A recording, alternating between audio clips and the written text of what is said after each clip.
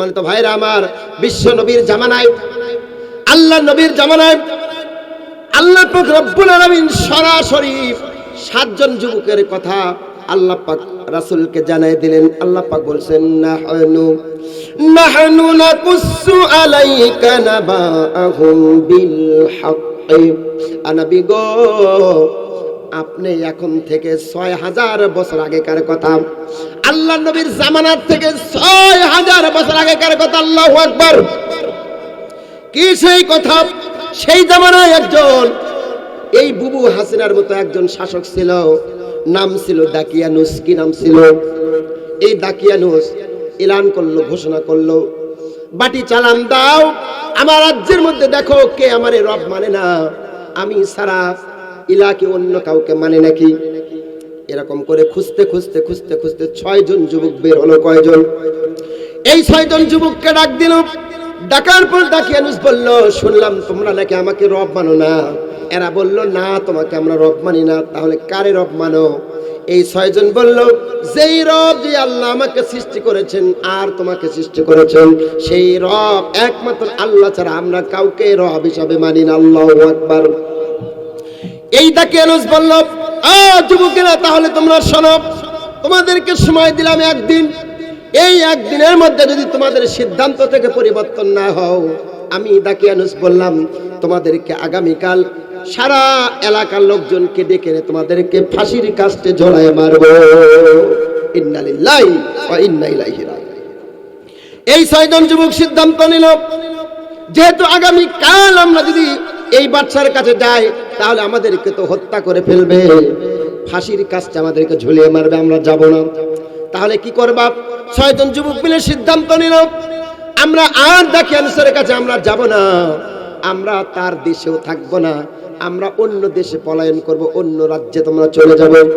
এবার 6 জন যুবক মিলে, এই 6 জন যুবক মিলে সিদ্ধান্ত গ্রহণ করে তারা তাদের দেশ থেকে আস্তে আস্তে করে রাতের বেলা তারা রওনা করলো। যাইতে যাইতে যাইতে যাইতে মধ্যরাত পর্যন্ত তারা হেঁটে গেল। 2টা-3টা পর্যন্ত তারা হাঁটলো। হাঁটতে হাঁটতে হাঁটতে হাঁটতে রাস্তা পার হওয়ার সময় তারা লক্ষ্য করতে পারলো রাতের আধারে আরেকজন যুবক সামনে দাঁড়িয়ে আছে।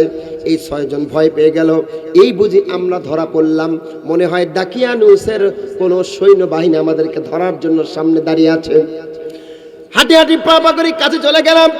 যাওয়ার পরে আমরা ভীত বিহ্বল হয়ে গেলাম। আমরা জিজ্ঞাসা করলাম, যুবক তুমি কে? এবার যুবক বলেছে, ভাই রে, তোমরা যেই পথের প্রতীক আমিও সেই পথের প্রতীক, তোমরা ভয় পেও না। আমি আমার বাড়ি থেকে বের হয়েছি, এই দাকিয়ানুসের এলাকায় আমরা থাকবো না, চলে যাব। আমরা কোথায়? বাইরে যাব। এবার 6 জন আর 1 জন কয়জন হলো? এই 7 জন যুবক তারা সিদ্ধান্ত নিল দেশ ত্যাগ করার জন্য। কিসের জন্য? ইমানের জন্য। যদি বলেন কিসের জন্য? এরা সব দিবে কিন্তু ইমান দিতে রাজি। সম্মানিত ভাইরা আমার, এবার 7 জন মিলে তারা সামনের দিকে অগ্রসর হবে। কিন্তু ওই যে 7 নম্বর জন, ওর সাথে ছিল একটা কুকুর। কি ছিল? এই 7 জন সিদ্ধান্ত নিল, চলো আমরা 7 জন একসঙ্গে আমরা এই দেশ ছেড়ে চলে যাব অন্য দেশে। তোমার কুকুরকে তাড়ায় দাও, তোমার কুকুরকে যেতে বলো। এবার 7 নম্বর জন বলছে, ভাই গো, এই কুকুর আমার পাশ ছাড়তেছে না, আমার কথা শুনতেছে না, এই তো আমার সে ছেড়ে যেতে যাচ্ছে না। এবার ছোট্ট একটা কঞ্চি নিল, ছোট্ট একটা কঞ্চি নিয়ে ওই কুকুরের উপর আঘাত করলো আর কুকুরকে তাড়িয়ে দেওয়ার জন্য চেষ্টা করলো। কুকুর তাদের পিছন ছাড়ে না। বন্ধুরে, যখন এমন জোরে আঘাত করলো, এমন জোরে যখন প্রহার করলো, কুকুরটা রক্তাক্ত হয়ে গেল। এবার এই কুকুরটা তার জবানটা মাটির সঙ্গে লাগায় দিয়া আমার রবকে ডেকে বলতেছে, আল্লাহ, ওরা তো জানে না আমিও তোমার একজন মাখলুক, আমিও তোমার গুণগান গাই। আল্লাহ গো, আমিও তোমার তাসবিহ পড়ি, কিন্তু মানুষ তো জানে না। আল্লাহ গো, একটা বারের জন্য আমার জবানটা খুলে দাও, আমি ওদের সঙ্গে কথা বলতে চাই। আমার আলোচনা কি বুঝতে পারতেছেন? সম্মানিত ভাইরা আমার, আল্লাহ রাব্বুল আলামিনের কাছে কুকুর প্রার্থনা করলো, আল্লাহ আমার জবানটা খুলে দাও, আমি ওদের সঙ্গে একটু কথা বলতে চাই।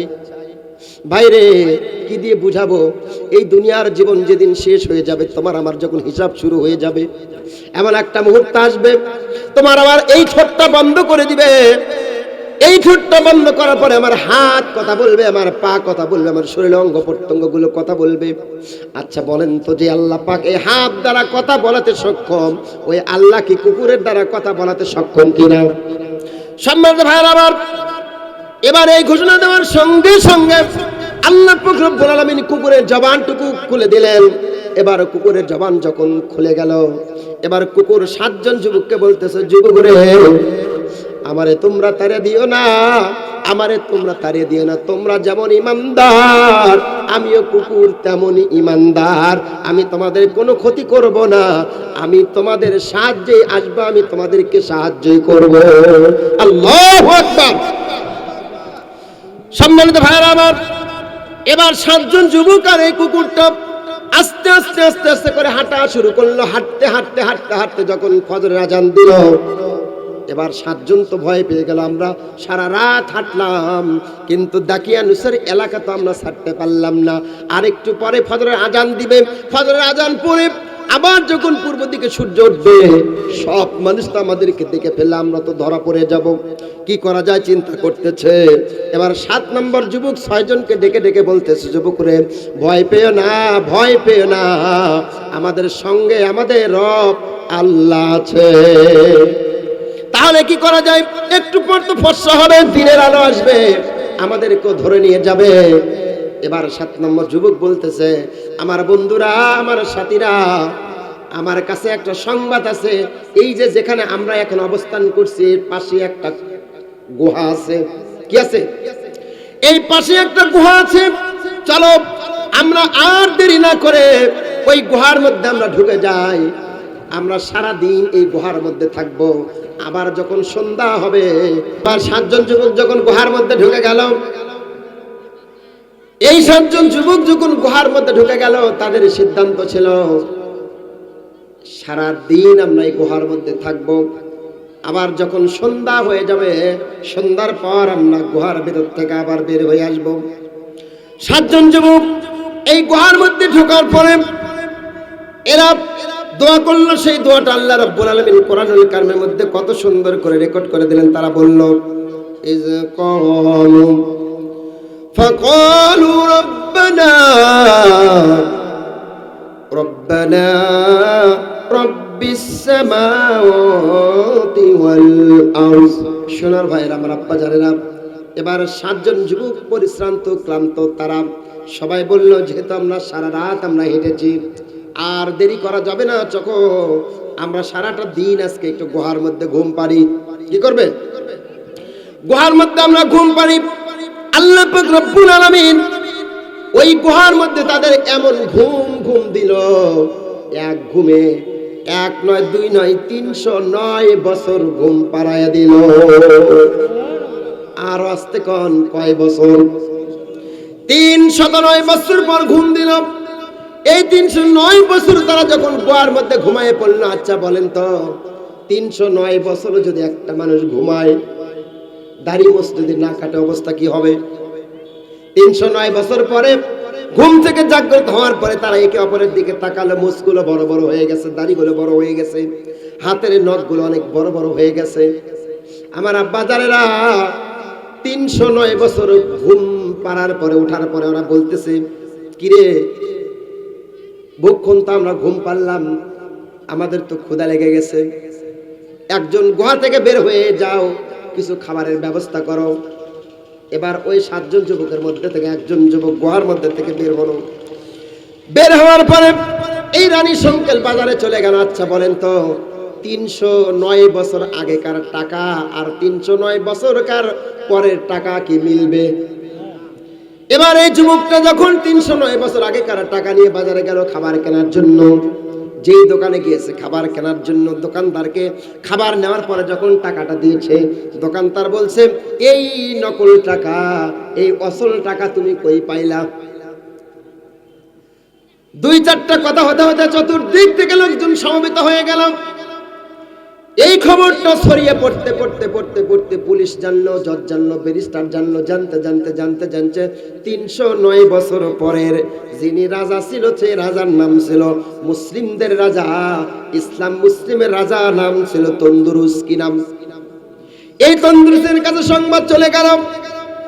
এর কাছে সংবাদ যাওয়ার পরে যখন তাকে জোর করে ধরলো, বলো বলো তুমি কি, তোমার পরিচয়টা কি? ভয় পাওয়ার কোনো কারণ নাই, তুমি বলো তুমি এই টাকা কই পাইছো, তুমি ভালো করে বলো।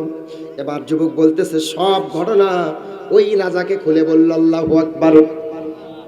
ওই রাজাকে খুলে বলার পরে বলতেছে তোমরা আর ভয় পেও না, যেই রাজার ভয়ে তোমরা রাজ্য ছেড়ে চলে যাচ্ছিলে ওই রাজা তো আর নাই।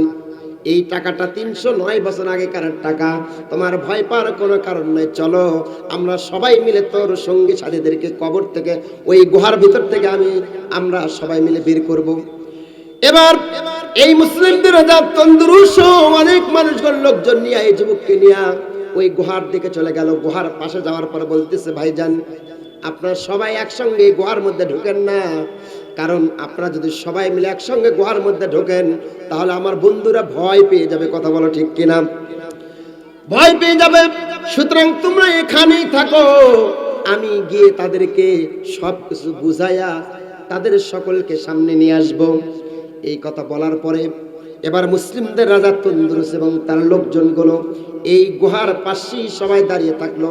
7 নম্বর যুবকটা আস্তে আস্তে করে গর্তের ভিতর যখন ঢুকে গেল, গর্তের ভিতর গুহার ভিতর ঢুকে যাওয়ার সঙ্গে সঙ্গে আল্লাহ পাক রব্বুল আলামিন গুহার মুখটাকে বন্ধ করে দিলেন। বলেন সুবহানাল্লাহ। সময় যায়, ঘন্টা যায়, মিনিট যায়।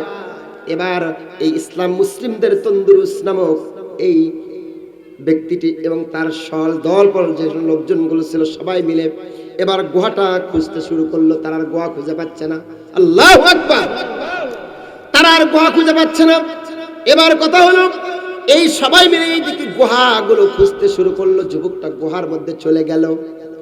এবার ওই যুবকদের কি ঘটনা আর এই ইসলামদের মুসলিমদের রাজা তন্দুরুস এবং তার দলবল যে এই গুহার গর্তটা খুঁজতেছিল তারপরে কি ঘটনা জানার দরকার আছে না নাই? সবার কি আছে? কবে, আজকে না অন্যদিন? শোনা ভাইরা আমার, ওই যে 7 জন যুবক যে গর্তের মধ্যে ঢুকে গেল আর উপর থেকে যে সমস্ত ভাইরা গর্তের গুহাটা খুঁজতেছিল, খুঁজতে খুঁজতে খুঁজতে খুঁজতে খুঁজতে খুঁজতে আর পাচ্ছিল না।